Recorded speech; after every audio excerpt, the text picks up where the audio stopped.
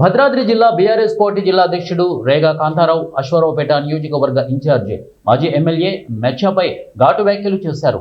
మాజీ ఎమ్మెల్యే తాటి Venkateswarlu Aswaraopeta BRS party ఇన్ఛార్జిగా ఉన్న మాజీ ఎమ్మెల్యే మెచ్చా నాగేశ్వరరావు పార్టీలో నాయకులను కార్యకర్తలను పట్టించుకోకుండా ఒంటెద్దు పోకడతో వ్యవహరిస్తున్నారని వారు తెలియజేశారు. నియోజకవర్గం కేంద్రమైన అశ్వారావుపేటలో ఎటువంటి సమావేశాలు ఏర్పాటు చేయకుండా దమ్మాపేటకు 10 కిలోమీటర్ల దూరంలో ఉన్న తమ వ్యవసాయ పొలంలో మీటింగ్స్ పెడుతున్నారని వారు అన్నారు. గెలుపుకు కారణాలు కానీ చర్చ ఇంతవరకు జరగలేదు. ఇది చాలా దురదృష్టకరం. నేను అనేక సార్లు కేటీఆర్ గారి దృష్టికి తీసుకెళ్లా, హరీష్ రావు గారి దృష్టికి తీసుకెళ్లా, ఉమ్మడి జిల్లాలో ఉన్నటువంటి జిల్లా నాయకులు అయినటువంటి అనేక మంది పెద్దలను కలిసి ప్రజలు మన వైపు 2 సంవత్సరాలు కాంగ్రెస్ ప్రభుత్వం విఫలమైందని, మన వైపు ప్రజలు తప్పు చేశాం, మళ్ళీ ఆ తప్పు సరి చేసుకోవడానికి ఇక్కడ ప్రజలు ఉవ్వెత్తున మన వైపు చూస్తున్నారు, దాన్ని మనం పటిష్టం చేసుకోవాలని అనేక సందర్భాలు చెప్పినప్పుడు కూడా ఎందుకో గాని మరి ఒక సీటే వచ్చిందని చిన్న చూపుతో రాష్ట్ర పార్టీ ఉందా, లేదా జిల్లాలో ఇంకెవరో గెలవకూడదు నేనే గెలవాలనేటువంటి ఒంటెత్తు పోకడ నడిపిస్తున్నటువంటి జిల్లా నాయకులదా నాకేం అర్థం కావట్లేదు. ఇవాళ నా దగ్గరకు వచ్చేటటువంటి రోజు అనేక సమస్యల మీద వచ్చినప్పుడు కూడా నా పరిధిలో నేను మండల స్థాయిలో కానీ జిల్లా కలెక్టర్ స్థాయిలో కానీ మాట్లాడే పరిస్థితి నేను చక్కదిద్దుకుంటూ ఉన్నాం.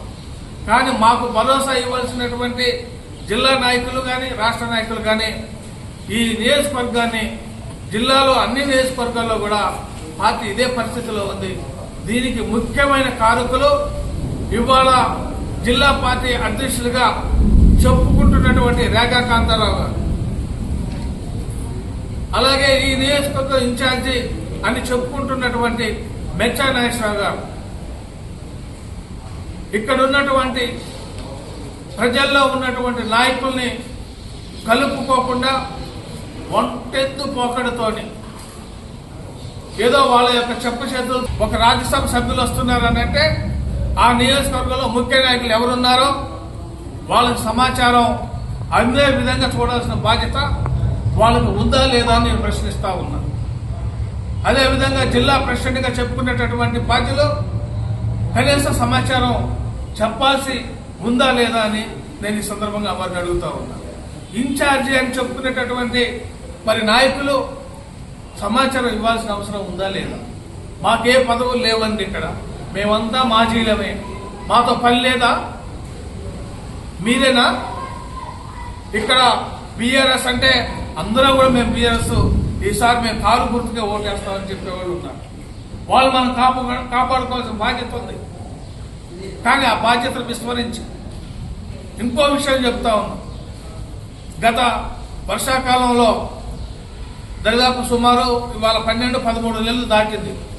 రేపు 19వ తారీఖు వస్తే 14 నెలలు అవుతుంది పెదవాగు ప్రాజెక్టు తెగిపోయి.